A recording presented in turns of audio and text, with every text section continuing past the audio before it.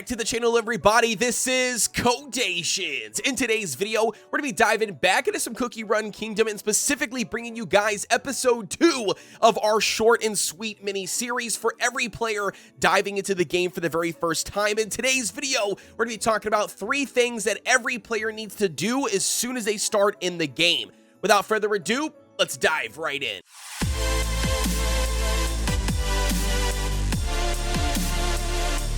Diving right in, ladies and gentlemen, for the very first thing, keeping it short and sweet here for you guys, the very first thing that every player needs to do and focus on when they dive into the game for the very first time, and that is going to bring us to the world exploration. Guys, you legitimately, from episode 1 all the way to currently episode 12, we might have another episode by the time you watch this video, but nevertheless, your main focus right off the bat, even at level 1 account, you should be grinding out as much story mode as you possibly can. Each one of these episodes that you're going to adventure through, they will have boss stages, regular stages, but nevertheless, they're going to be giving you guys gold account experience that you need for your kingdom to level up to unlock new things. You're going to be getting experience jellies, these guys here that you need to then use to level up your cookies, literally anything and everything. And then even as you get to higher episodes, everything past episode 6 and above, you also will be farming out some topping pieces, toppings that you need for like sets on your cookies to give you that initial like power and damage that you need, and then gold, experience jellies, literally a bunch of stuff.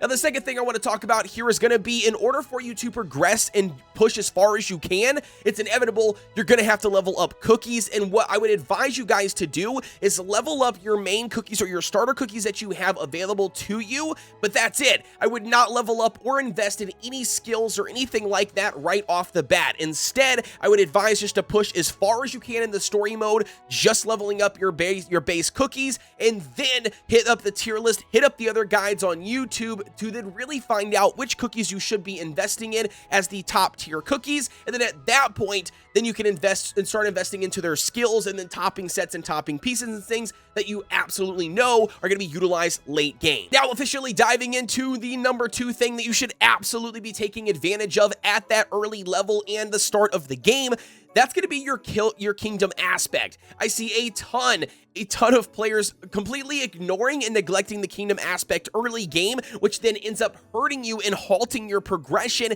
as you then progress in the world exploration. So just like with the world exploration that you should be focusing on and pushing hardcore, on the back end, you should also make sure that you are just taking advantage of all of those early game kingdom upgrades on your buildings. Literally, all of your individual upgrades will only take minutes because you are so early into the game, so you absolutely should be doing that. And then the second part of this one here is going to be making sure that your buildings are absolutely making anything and everything possible. You do not want to be sitting on a building that is not doing anything. Even if it is only a level 1 item and you've got, let's just say, 500 of that item, it does not matter. Still make sure your buildings are working things and doing things for you constantly, because it's only going to aid in your success. And then one more thing here for this tip, or what you should be doing as a new account, that's going to bring us to the Tree of Wishes.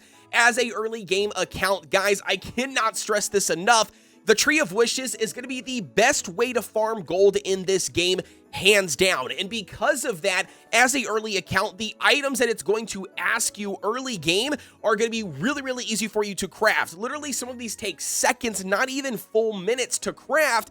And because of that, it's going to allow you to farm these out at a massive amount. The reason why it's very important to take advantage of this, specifically at the early game stage or at the beginning of the game, is going to be because you can then stockpile an abundance of gold. And trust me, you're going to need that gold as you get to mid game and even late game. And you're going to need to just constantly have gold. I'm going to tell you that right now. To level up topping sets, to level up different buildings, to do upgrades. I mean, literally everything's going to take some sort of gold. So at early game level, if you can grind out 5 or 6 million gold just from the Tree of Wishes, I'm telling you, you're not going to regret it. And on top of that, you're going to be getting the additional bonuses from the reward chest that you can get 3 per day on top of it, which then will give you things like Aurora pieces early on when you don't even need them, your individual crystals, more experience. I mean, just an abundance of things that are going to only benefit you later on. And then the third and final thing I want to mention here before before we hop out of today's video is going to bring us to the gacha system, but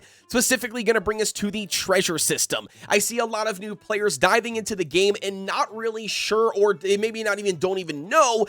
Guys, the 1000 crystal option to summon 5 treasures right here is a bad investment. It is not worth it whatsoever. The only thing you should be spending on treasures at all in this game, even on day 1, is going to be your treasure tickets. You can get your treasure tickets from the mileage shop. You can spend mileage points, 60 mileage points to buy these treasure tickets, but nevertheless, early game, you're not going to have an abundance of mileage points because you have not summoned multiple cookies or a cookie multiple times. And because of that, the only treasure tickets you're going to get is going to be from the world exploration treasure chest that you open up from completing different events. Whatever the case may be is, as you can see, I've got 60 of those treasure tickets here.